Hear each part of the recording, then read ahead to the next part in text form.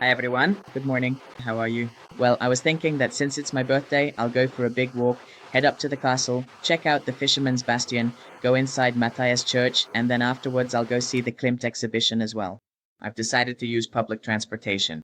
I left the car behind because we're getting close to August 20th, for the fireworks and the bridges and the embankment are closed off, so it's much simpler for me to use public transport.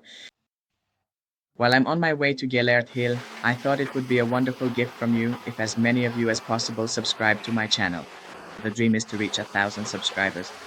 It would be amazing if we could reach that even with this video, but I am very grateful to everyone who subscribes and gives me this as a birthday present. Meanwhile, I've almost reached the trams. I was thinking of taking the tram to Gellért Hill, and from there I'll start walking and telling you a bit about the city. By the way, the city is surprisingly empty right now, even though it's a weekday morning. So here we are at one of Budapest's most iconic buildings, the Gellért Hotel. Imagine that before the renovation, you could sign up for a guided tour where you could still go inside the already dilapidated Gellért Hotel. And the guide told some absolutely amazing stories about what happened in the hotel and who its famous guests were. And to see this wonderful building from the inside before its renovation, I'll look for some pictures for you. The mosaics, the old Art Nouveau details, the staircases, the view of the Liberty Bridge, all phenomenal.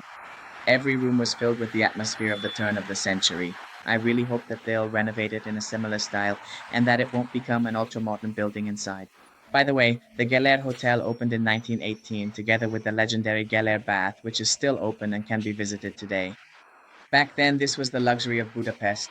This was truly the pinnacle of luxury. The elite artists and celebrities came here to relax, recover, and socialize. I came inside the Gellért bath for you all so you can see what it looks like from the inside, and of course I'll include some pictures and later I'll come back to shoot a video in the bath. And guess who stayed here in the past? For example, Richard Nixon, even before he became president. Vittorio De Sica, one of the icons of Italian neorealism, and supposedly even Einstein, visited the hotel. During World War II, the hotel was occupied. Unfortunately, it was also hit by a bomb, and later, during the socialist era, it was nationalized, but it always retained its unique atmosphere. During the guided tour, they also mentioned that the hotel had its own post office, tailor shop, and hair salon. It really functioned as a small city in itself.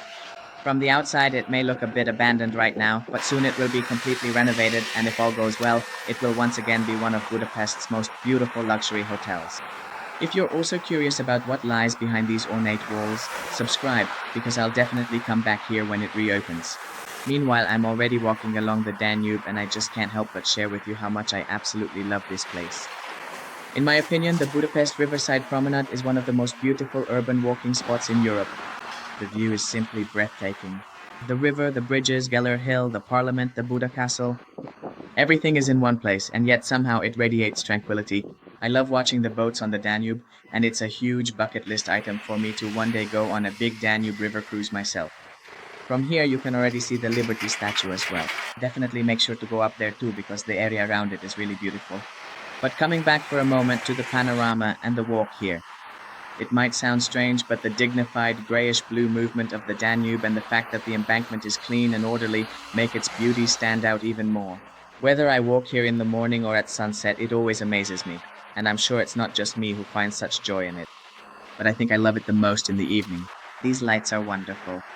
If you feel the same way, let me know in the comments which riverside spot is your favorite, on the Pest or the Buda side. I'm really curious. And if you'd like to see more Budapest moments with this kind of vibe, subscribe to the channel because this is just the beginning. Right now I'm at the Rudas Baths. This is one of the most unique bathhouses in Budapest. And not just because of its Turkish atmosphere, but also because, get this, there's a jacuzzi on the roof of the building where you can look straight out over the Danube and the city. Yes, really. This isn't a montage, it's not a drone trick, this is real. The view is incredible. In front of you is Gellért Hill, below you the Danube, behind you the Liberty Bridge, and all the while you're sitting in a hot, bubbling bath as the city buzzes around you. I mean, a cocktail in my hand would make it even better. This place is both historic and modern at the same time. Downstairs there's still the Turkish dome pool from the 16th century, and upstairs the rooftop wellness area. Budapest is just like this, the past and the present together. By the way, you probably noticed that there were relatively few cars everywhere I walked. That's not normal. That's because we're approaching August 20th, which is our national holiday, and there will be a huge fireworks display. That's why everything is closed off. That's why I had to take a detour now. I hopped on the bus and I'm heading to Clarkadam Square, from where I'll take the Buda Castle funicular up to the castle. Now, because of the August 20th celebrations, you can also find two other event series going on. One of them is the Street of Hungarian Flavors here, and the other is the Festival of Crafts, which will be up in the Castle district. Did you know that many people believe the chain bridge can be pushed into the tunnel if it rains? Well, yes, this urban legend really does exist. But the truth is, it's just a joke. Although the two structures are perfectly aligned, the tunnel is not a garage and the bridge doesn't have wheels. But even so, it's incredible how precisely this composition was designed back in the 19th century. Budapest's architecture really is full of such wonders, and it truly is a beautiful sight. This architectural harmony is no accident, by the way. The whole thing was designed by Miklós Ebel in the 19th century. I've talked a lot about the bridge here. Now I'm already at the funicular. Well, the first shocking and astonishing thing for me is that the ticket costs 5,000 forints, which is actually very expensive compared to Hungarian salaries. This is a round-trip ticket, which is good because it means you can come back down with the same ticket, but still, this is very expensive by Hungarian standards. It's about 12 to 15 or 16 euros, depending on the exchange rate. Meanwhile, the funicular has already started going up. This is not just a simple means of transportation, it's a historical experience.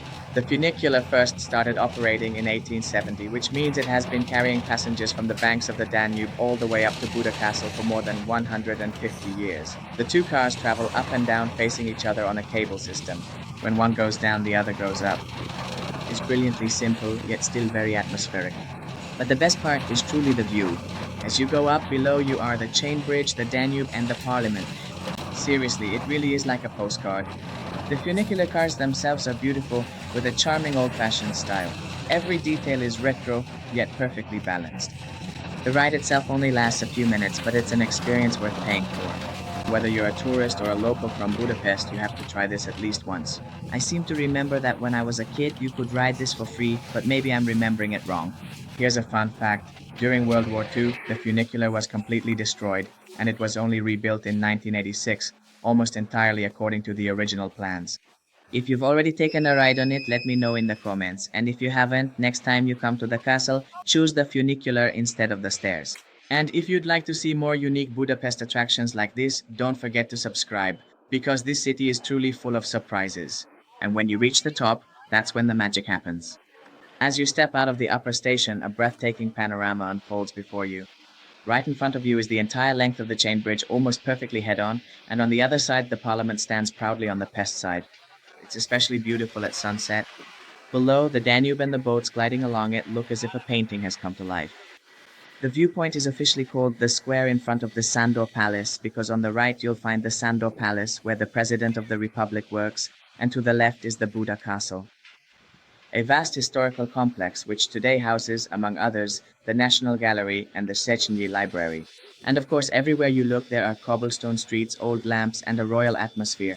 It literally feels like you've stepped into a movie. If you take my advice, spend a few minutes here, take photos, shoot some videos, or just watch as the city comes alive. This is one of the most beautiful spots in Budapest, and I truly believe it deserves that title. By now you might have already seen the Carmelite building. Originally, back in the 18th century, it was built and truly served as a Baroque monastery, home to the Carmelite order. But then history intervened, the orders were dissolved, and the building's function changed as well. From the 19th century, for a long time it functioned as a theater. In fact, this was the site of the famous Castle Theater, where, among others, Ferenc Kazinczy also performed. Today, however, it serves a completely different purpose. This is the building of the Prime Minister's office. This is where the Hungarian Prime Minister works, and generally you can't enter the courtyard or the building, but you are free to view it from the outside. The facade is both Baroque and minimalist, beautifully restored. And besides the offices, there is also a representative terrace that offers a stunning panoramic view of the Danube.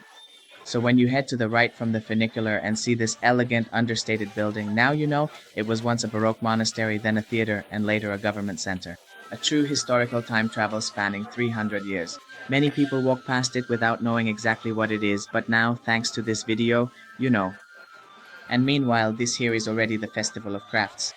I'll talk about it in a moment, but let me just say that when we stepped out of the funicular, we weren't exactly greeted by an impressive sight.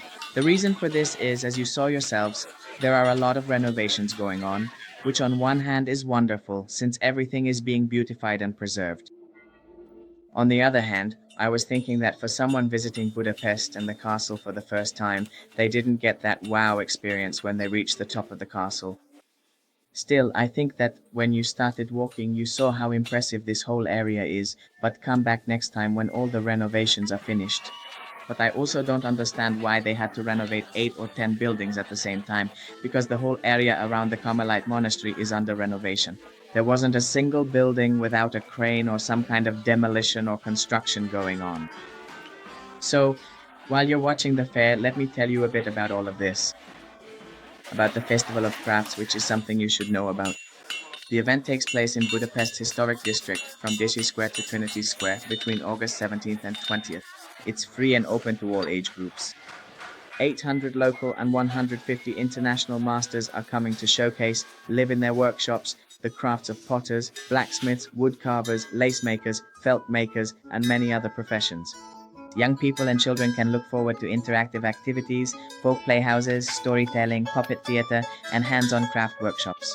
The most important element of the celebration is the music and dance program, featuring dance houses, concerts, street theater, and fashion shows. On August 20th, there will also be a special event, a harvest wreath procession with the participation of the masters, followed by the blessing of the bread at Trinity Square. The guest of honor at the festival in 2025 will be none other than Turkey, who will present special international showcases such as Turkish costumes and jewelry making. In addition, artists from South Korea, Azerbaijan, Kyrgyzstan, and Poland will also participate. Phew, those were hard to pronounce. From Kazakhstan and other countries as well. For more than 40 years, the Festival of Crafts has been showcasing the living tradition of folk handicrafts and the values of different regions of the country. Elements of intangible cultural heritage listed by UNESCO are also featured, further supporting the preservation of traditions and our identity. The event is free and there are a lot of people attending because of the 20th. There are even more tourists, thankfully, in this country. That's why I definitely recommend coming here by public transport. You have no chance of getting up here by car. For example, here I found Aladdin's magic lamp made of silver. These objects were beautiful. Look how beautiful it is. Silver jewelry, necklaces, rings, bracelets. You can actually get very beautiful things here. And the prices weren't that bad either. For example, there were lots of woven bags, very nice baskets, and hats. And what I really liked was that the elderly aristocratic ladies living in the castle would go to the hat maker and ask him to make them a custom hat. And that's exactly what happened, and the gentleman told her to come back in 30 or 40 minutes, and her hat would be ready. Well, this was also a great opportunity for the children and the men because I saw them trying the most, since you could try out all sorts of things, carpentry, glass blowing, blacksmithing, and they were enthusiastically giving it a go, which was really nice to watch. So wherever you went, you could find hundreds of vendors and stalls. Of course, I didn't film all of them because then you'd be watching this video until 2 in the morning, but I think I managed to give you a little taste of it. These ladies were really sweet. As they sang, they held each other's hands. It was very touching. But in the meantime, I realized I had to reorganize my plans because originally I wanted to see the Fisherman's Bastion and go inside Matthias Church. But there really was an incredible number of people, partly because of the August 20th fireworks and partly because this is a 3-day event. And of course everyone wants to see it. So I decided not to go in this time. Plus, there were already long, winding lines at the entrance. I'll come back next time. But I'll still show you the Fisherman's Bastion from the outside as much as you can see of it. In the meantime, take a look at these stalls for a bit longer. This young man was very kind. You could ask him about the different traditions. That's the rigid frame, and you see at the back only the corner of the scarf is hanging there like that. So that was the process for the older women, the headwear. You're very welcome. Anyone else perhaps? Yes? On the way back, I hope I can go in and see the folk costumes as well. You can see the Matthias Church in the background, which I won't be able to go into now. I just noticed they've opened the folk costume tent here, so I'll quickly go in and show you these wonderful traditional outfits as well. I really think they're stunningly beautiful.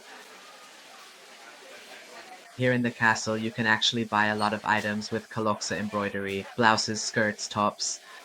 And although it might sound strange, of course you won't be able to buy such big skirts, but you can get really beautiful, wearable blouses with the kaloksa pattern, like the ones you see here. This is a red floral patterned dress, and it's very beautiful because it only has a single motif on it. For example, I'd like to buy some for the girls because if there's a kindergarten or later a school celebration, this will look really nice worn for the occasion with a black skirt. By the way, I used to have one too, and I loved wearing it with jeans.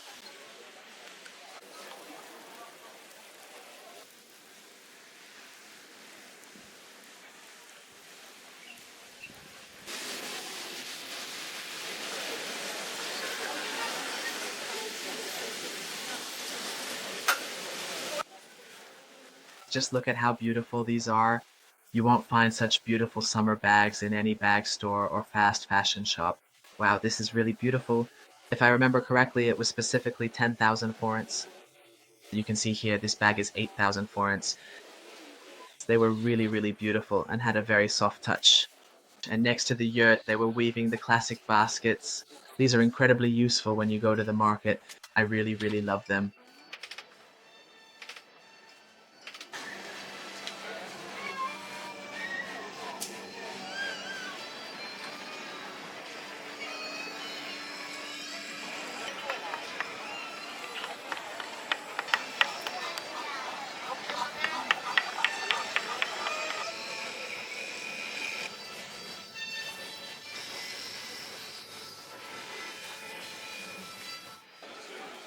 Well, for example, I usually buy leather belts at fairs like this because they cost half as much as a real leather belt would in a store, but I was in love with these. Just look at this. This is also a shopping basket, but they've added a leather strap to it. It basically became a crossbody bag. And that way, you don't have to carry the heavy things you bought on your arm. Potatoes, tomatoes, apples. But my absolute favorite, look at this one with the bow. I told my mom and even showed her that I'm going to write to the lady whose contact info you can see here, and that we absolutely have to buy this. This bag is so beautiful. I would use it even in the summer. Well, with this, I have to start going to the market right away. They're gorgeous. They really were very beautiful. I don't think the video really does it justice. This was actually a big bag and so beautiful. So here are those music and event venues I mentioned earlier. In a few minutes there will be some kind of concert, if I saw correctly. I'll look around a bit more until then. I really love these wooden platters. I think you've already seen something similar in my cooking vlogs. I really like setting the table for breakfast with them because I put out different sausages, onions, eggs, tomatoes, peppers, and vegetables. Well, the beautiful Matthias Church, which, sorry, but we'll have to wait until next time because I don't have 2.5 hours to stand in line. Right now, I think I'll also be able to film inside more calmly on another occasion. And what I was really, really genuinely happy about, you might have already seen it in my Christmas vlog when I filmed the beautiful Christmas market for you, which was a truly delightful experience. These are the porcelain flowers, and today I promised myself that if I come across these flowers again, I will buy some. I really regretted not buying them back then, and I still regret it now, but next time I will. They are absolutely stunning. Well, they're not cheap, you can see the prices, but they really are beautiful. Honestly, I would love to buy them all, but of course that's not going to happen. I don't even know how it would look if I just bought 2 or 3 stems or 5 stems as they offer in the promotion, but I'll try it next time. So here I'm walking by the Hilton Hotel towards Fisherman's Bastion, and I was really trying not to let the crowd get into the camera shot all the time. But here you can already see that there really are a lot of people. It was actually like this the whole time. I just tried not to include them constantly in the video. Well, let's see how far I can get at Fisherman's Bastion. So here is Fisherman's Bastion as well. By the way, just to the left here is the Fisherman's Bastion restaurant, which is a wonderful, exclusive, stunning, and incredibly expensive restaurant. At least compared to Hungarian salaries, definitely. Because if I remember correctly, the set menus start at around 25 to 27,000 forints and go all the way up to 40 to 50,000 if I recall correctly. This here is actually the back of the Hilton. And now we can start to enjoy this wonderful panorama continuously. And as you go up the stairs here, there's a panorama bar where you can have cocktails and drinks, and your table is literally set for you right on the Fisherman's Bastion. It's definitely not a cheap experience, but I think it adds a certain vibe to a cocktail when you can enjoy a view like this. So here I'm trying to go with the crowd, but then I decided to turn back because it didn't really make much sense to keep going here. I tried to carefully record this for you so you could clearly see what it's truly like when this absolutely huge wheel powerfully pulls the funicular train slowly up. And now I'm heading back. My immediate plan is to leisurely walk across the historic chain bridge and then proceed to check out the renowned Klimt exhibition, which is conveniently located near the impressive stadiums. However, before embarking on that, I will take a brief, pleasant stroll. While the funicular is going down, let me know in the comments which part of this video you like the most. What would you like me to show you next time? And if you've been here recently or at any time, what kind of experiences did you have here? Meanwhile, the funicular has started going down. Wow, this really is beautiful. This truly is an impressive sight. Even though I was born in Budapest and have lived here for a very long time, this city still always amazes me. There are many cities I really love, including London. And London always manages to impress me with its eclectic appearance, but somehow Budapest's this planned, beautiful, and refined grand bourgeois look, it's simply always breathtaking. And I see, thank goodness, that tourists think the same way, since I heard countless wows up there just now. What I noticed was that the tourists weren't bothered by what bothered me, the many buildings under renovation, and honestly, an incredible number of photos and videos were taken up there. And it was really great to see that there were long winding lines at the funicular here as well. But here's a tip I forgot to mention. Buy your ticket online in advance because neither I nor the tourists in line did, and I ended up waiting in line for about 30 minutes. You can see how long the line was here. Here's one more bit of information. So I came down here and I already told you earlier about the Street of Hungarian Flavors. They actually closed off a street here, and for about a kilometer you can taste products from only Hungarian producers and experience exclusively Hungarian flavors. This street actually goes all the way to the Várkert Bazaar, so it's a really nice walk, but it's quite a long one. I didn't walk the whole way this time because I was in a hurry to get to the Klimt exhibition, but it's honestly at least a kilometer-long walk, and I'm sure you'll be absolutely stuffed by the end. The smells were so amazing that I got so hungry I can't even begin to tell you. We're here on the chain bridge, which is currently closed off on one side, or actually on both sides. The reason for this is that the August 20th celebration is coming up, the holiday of the founding of the Hungarian state, and the fireworks will be launched from the bridges as well. That's why you can't access it right now, but at the moment it's actually a pedestrian bridge, and although I haven't timed it, you can walk across it in about 10 to 15 minutes, or maybe even less. And if we could go out onto the walkway, which is currently closed, we could admire this wonderful panorama. It really is breathtaking, so I think there are countless spots in Budapest where the panorama is stunning, but no matter which bridge you cross, no matter which part you're on, whether it's the Buda or the Pest side, you'll always see real beauty from here. If I turn around a bit, so you can see the other side as well. So we were up there, on the left is the Buda Castle, and we were on the right side, there's the Fisherman's Bastion, so if you look you can also see the Hilton Hotel, and then on the left side is the Buda Castle and the Castle Garden Bazaar. This is a huge walk, so I don't think you can really cover it all in one day in a way that's enjoyable. It's worth spreading it out over several days so you don't end up going home too tired. Join me in the next vlog as well, where I'll show you the Klimt exhibition. And don't forget, for my birthday I asked for 1,000 subscribers. Please subscribe and help make my birthday dream come true. Bye.